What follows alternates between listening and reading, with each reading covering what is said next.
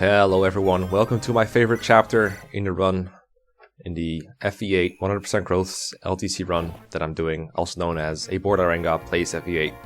Finally, we're going to, our hard work is going to pay off, and Ross is going to promote into Pirate, even though he says his biggest wish is to become a warrior like his dad. We all know he's destined to become a berserker. So here we are, big beefy Ross, nice 16 strength.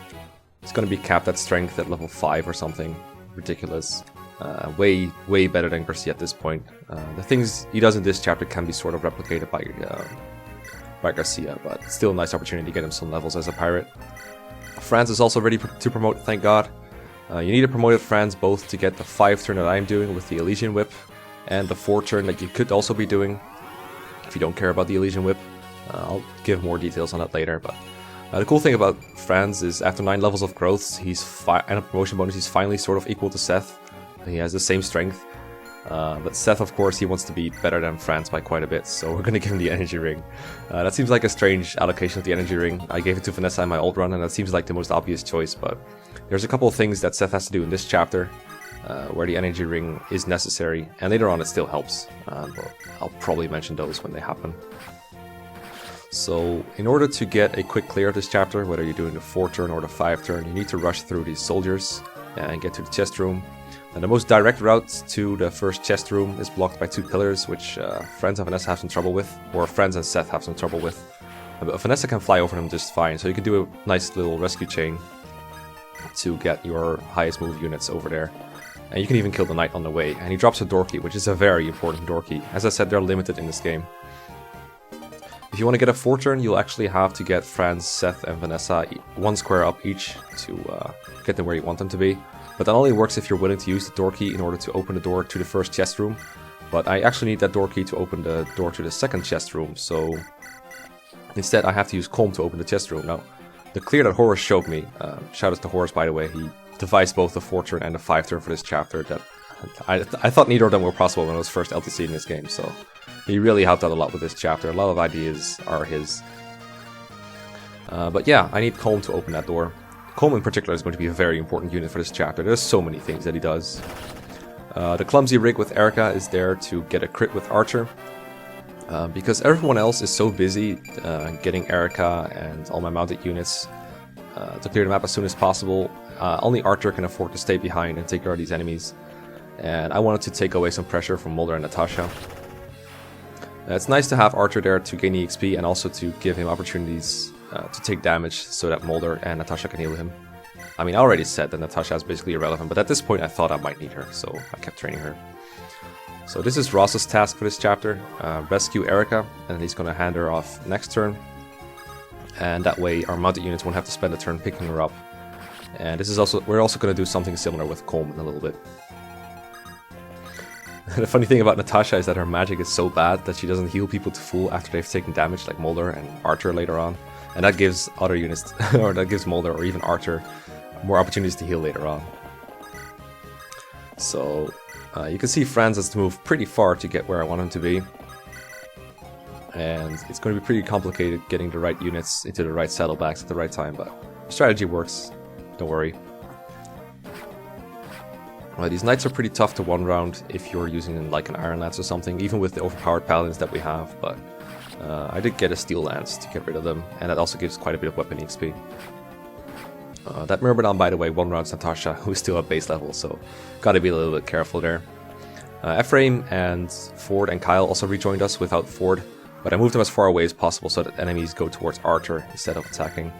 They're going to do some work later on the reinforcements, but not that much. Giving XP to Archer is more important.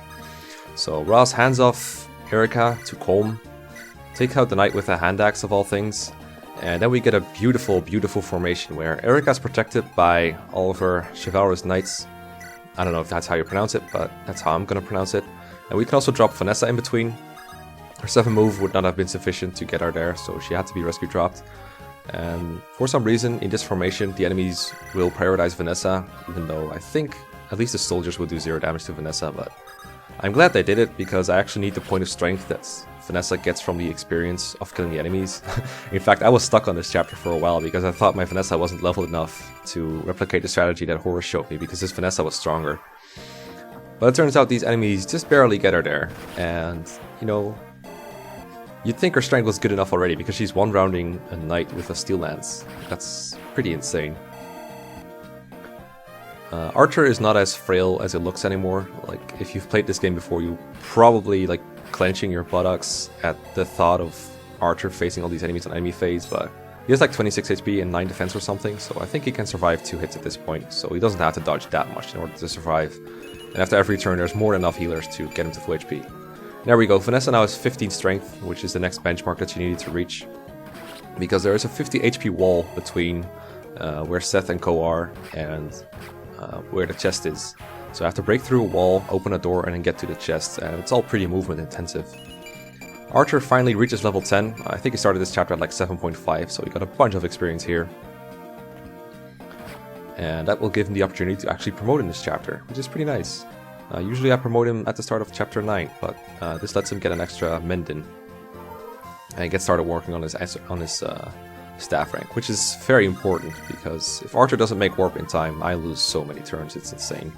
Depends on how far off he is. It does take a turn to promote him, I guess, but that's fine. It's also nice to get him some combat EXP. He gets an EXP bonus from killing enemies as a bishop, but he's not going to be doing too much attacking because every player phase that he has to be spent using a staff.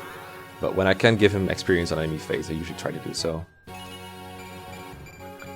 From now on, it's going to be more important to heal with Archer turn 1 than Mulder. I mean, Mulder still needs some staff EXP, but Archer is much more important. So this precision for Seth is very precise. He cannot go on one range of the wall and use like a silver lance or something. And because for one he needs to make space for Vanessa, right, to do 25 with the steel lance. If she had like 1 less strength, I would not have been able to break this wall. And this was what frustrated me so much. If you were on Discord when I was running this chapter, you're probably hearing how frustrated I was about A, a door, and B, a wall. I can't believe, like, out of all the things that frustrated me in this chapter, this was the one that almost broke me. A door and a wall. Ross doesn't have too much to do, he can just kill these knights, but Colm is much more important than his weird position makes you think.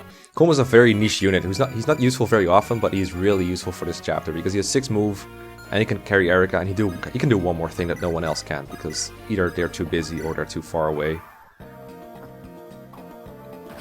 Longbow archers are not a very big problem.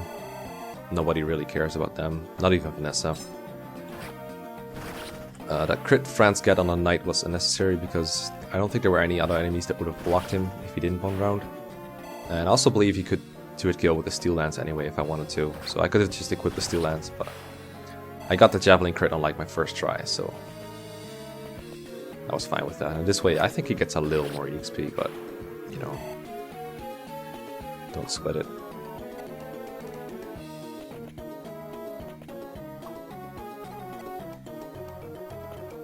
Yeah, I'm just waiting for the big moment, which is the next player phase. These mages are pretty annoying. The reason that Eric had to use a pure water in order to survive, but you can see that they're in the way of a C's next turn. And Horus was stuck on that for a while, but he figured a pretty cool way out. But first, we gotta kill the boss somehow, right? If you want to seize, you gotta kill the boss. And this, I lied, this guy is tougher than Murray. It's just that when we were doing a 5 turn, he wasn't very hard to kill at all, because you can go 1 range, but Seth has to kill him at 2 range. And with the energy ring, the strength that he has, and a double crit with the javelin, he can just barely do it. It's the opposite of reliable, 62 hit, 5% crit, and he has a 1% chance of proccing Great Shield, which is, you know, negligible. But he did it, thank God. And now we gotta get these mages out of the way, and now you're probably gonna find out why I got myself a slim sword. So here's another super long RN burn. This was basically trial and error, just burning through as many RNs as possible to see if there was a way to get the combat results that I want. But here we go, any moment now. Speed up like 7 times, it's insane.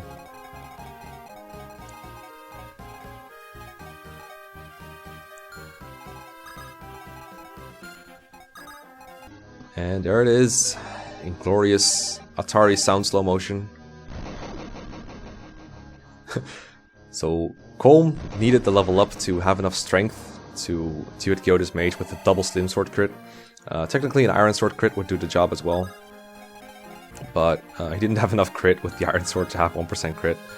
I think Horus said that with a +1 strength and a +1 skill from his base level he would have 1% crit, but I didn't notice it. I think maybe the other mage might have had lower stats. I might not have checked properly.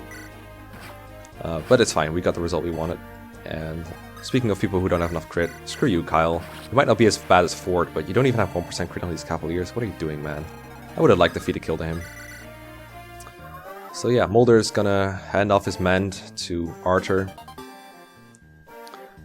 Again, because Archer has a higher priority. This does mean that Natasha misses 1 turn of healing, but we all already know that Natasha's not getting anywhere. She's level 1.